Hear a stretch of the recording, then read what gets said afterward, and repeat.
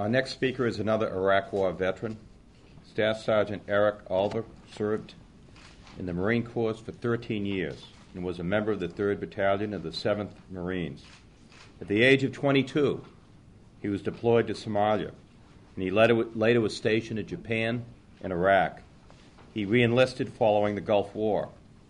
On March 21, 2003, Sergeant Alva was traveling in Iraq in a convoy to Basra with his battalion, where he was in charge of 11 soldiers. He stepped on a landmine, breaking his right arm and damaging his leg so badly that it needed to be amputated. Sergeant Alva was awarded a Purple Heart and served and received his medical discharge from the military. Sergeant Alva was the first American soldier wounded in the Iraq War. Now he is working with the Human Rights Campaign to speak out against the military's Don't Ask, Don't Tell policy, banning gay, lesbian, and bisexual Americans from serving in the armed forces. Sergeant, thank you very much for your efforts to repeal Don't Ask, Don't Tell. Thank you for allowing me to be here today. I'm here to show my support to Congressman Meehan's bill to repeal the policy of Don't Ask, Don't Tell. I also want to share with you that I'm an American who fought for his country and for the protection and the rights and freedoms of all American citizens, not just some of them, but all of them. Please bear with me because I did not write a speech. Most of my time in talking to people, I generally speak from the heart, and that's what I'm going to do today, ladies and gentlemen. I have a unique story. I'm in a position to share with the American people why I have come forward. I was the first American wounded when the war started, and who would have ever guessed that the first American wounded was a gay Marine? I served proudly for 13 years in the United States Marine Corps, alongside other people that were gay and lesbian as well.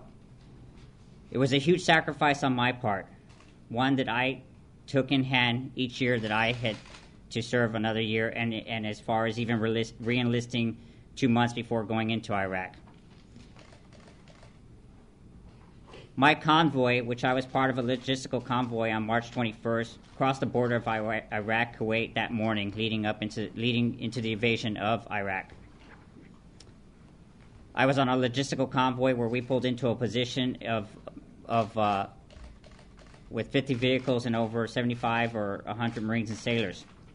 I was unfortunate because one of my attempts to actually get out of my vehicle on the third try to warm up my MRE, I had stepped on a landmine.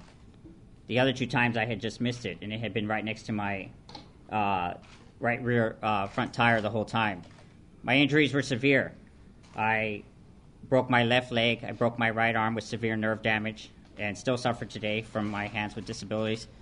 And my right leg was severe enough to where doctors amputated it to save my life, which I am blessed. I come forward to you today to help Congressman Meehan and others to show that there are people like myself among the ranks of men and women in the armed forces that have served to protect this nation, above and beyond, and probably years before that, many, many years before that, and many, many more years to come. But I ask that you give them the chance to serve openly, to have the opportunity to be judged for who they are, to see the qualifications that we have as all American citizens should be judged by. I ask that this nation look at the discrimination that we still seek in our ranks and not judge a person by that. A person in this country is usually judged by the way they do a job. Everybody lives a separate private life. My life was nothing but more private than anyone else than the next man that I was serving next to or woman I was serving next to. I ask that you take this word to the American people and ask them to please judge us for who we are and let people see the great nation that we defend. This is a country to defend the rights and freedoms of others and to stop the hatred that still exists amongst ourselves, even within the ranks of the military. The future needs to end discrimination that we tried to end many, many years ago in the 60s. I thank you for allowing me to be here, Congressman Meehan, and I look forward to your questions in a minute. Okay.